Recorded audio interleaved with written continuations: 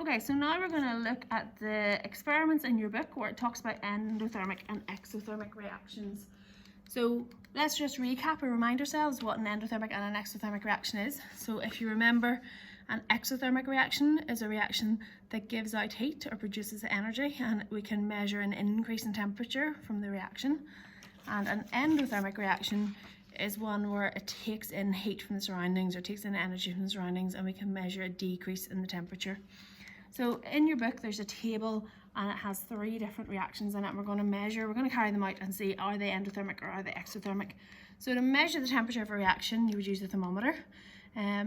We would normally use a liquid thermometer like this, a glass thermometer with liquid inside it, and I'm sure you've all used one of these before, but for the purpose of this video I'm going to use the sensor, the temperature sensor that's connected to the iPad, okay, and it's just so you can see the temperature as I do this experiment. So we do this experiment in a polystyrene cup. You can maybe pause the video now and talk to your teacher and have a discussion to see why you think a polystyrene cup is used instead of just the glass beaker. It's inside the glass beaker and it's really because it's more stable. So let me show you what happens if I put the probe into an empty polystyrene cup. Whereas if I put the polystyrene cup inside the beaker and put the probe in, then I don't need to have an extra set of hands to hold on to the beaker. So that's why we do it inside the beaker. And we use the polystyrene cup because it's an insulator. So we want to just measure the temperature of the reaction and not have anything from the outside make a difference to it. So let's have a look at the first one. We're going to start by adding 25 centimeters cubed of sodium hydroxide into the polystyrene cup.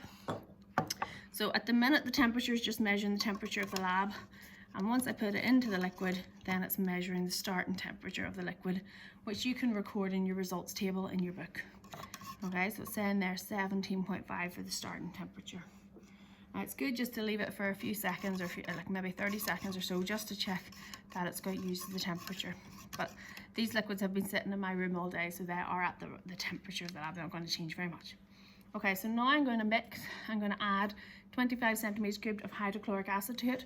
Now the temperature is either going to go up or down, depending whether it's exothermic or endothermic. I want you to look carefully at the iPad and record either the highest temperature that it goes to or the lowest temperature it goes to, because once the reaction's over, then the temperature will return to room temperature. So keep an eye what's the highest temperature it goes to, or indeed the lowest temperature it reaches. Okay, I'm just going to use the temperature sensor to give it a stir and react it together. Okay, so we've reached 18.1 degrees.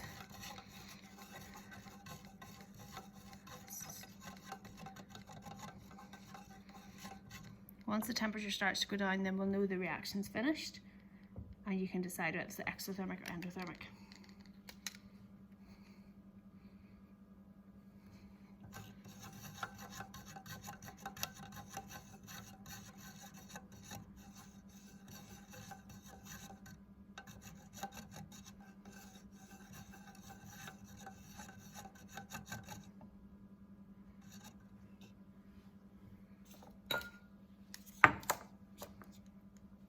I'm just going to leave that sitting for a wee minute to see if the temperature changes, and I'm going to get ready for the second one.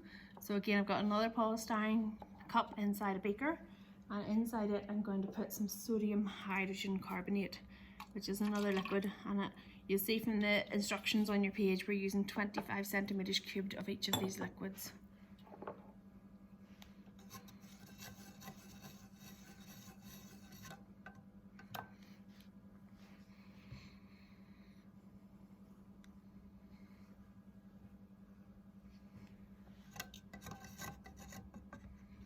Okay, so for experiment 1, I think we're just going to leave it at 18.1. So I'm just going to rinse this with some water, so we're not going to contaminate or cause a reaction with our other chemicals. So we lift it out of the beaker and rinse it with some water. So in your results table for experiment 1, can you write down that it got to 18.1 degrees, and then decide is it going to be exothermic or endothermic. Okay, so this is experiment 2. So we've got sodium hydrogen carbonate as a liquid in the polystyrene cup, and our starting temperature for it, we've got 17.3, if you want to write that down as your starting temperature. Now to this we're going to add some citric acid, which you can see is like white crystals. So I'm going to add it and stir it. So remember, watch carefully the iPad to see is it the highest temperature it reaches or the lowest temperature it reaches.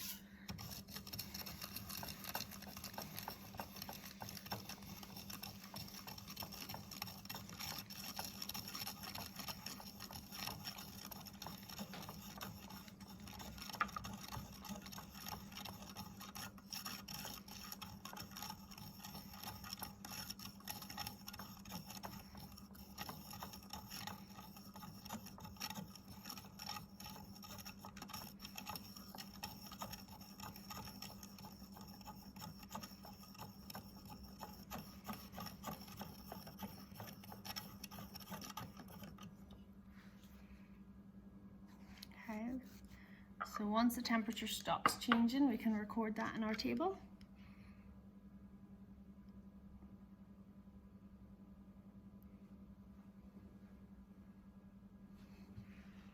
And again, I'm going to put that to the front and I'll get ready for the third one.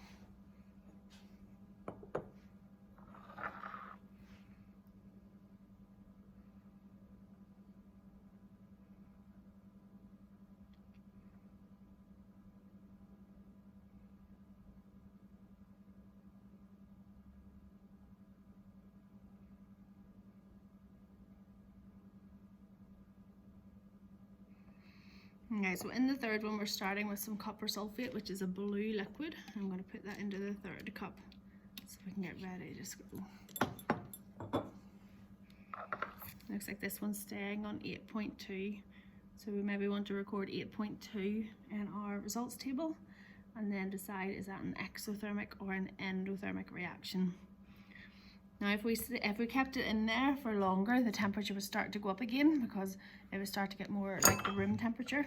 The polystyrene cup's helping to stop that happening, helping to keep the temperature at 8.2. But for the sake of the video, I'm just going to rinse this with water so we can do our next experiment. Okay. So this one is our copper sulfate solution. We've got our blue liquid in there. And we're going to measure our starting temperature for it.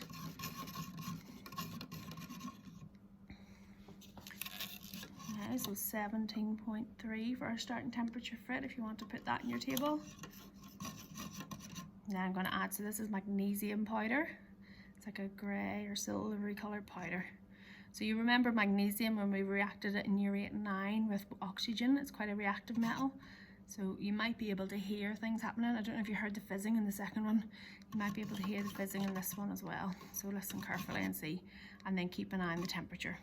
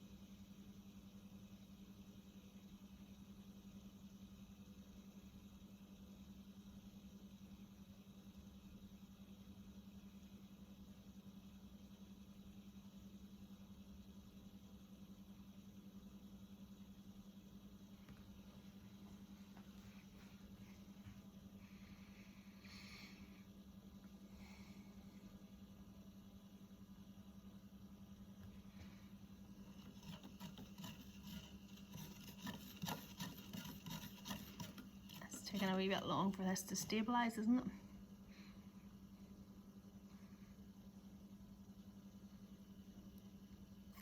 I'm not sure if you can hear it, but it's still fizzing, which means it's still reacting. So if it's still reacting, that means it's causing the temperature to go up. Oh, 37.7.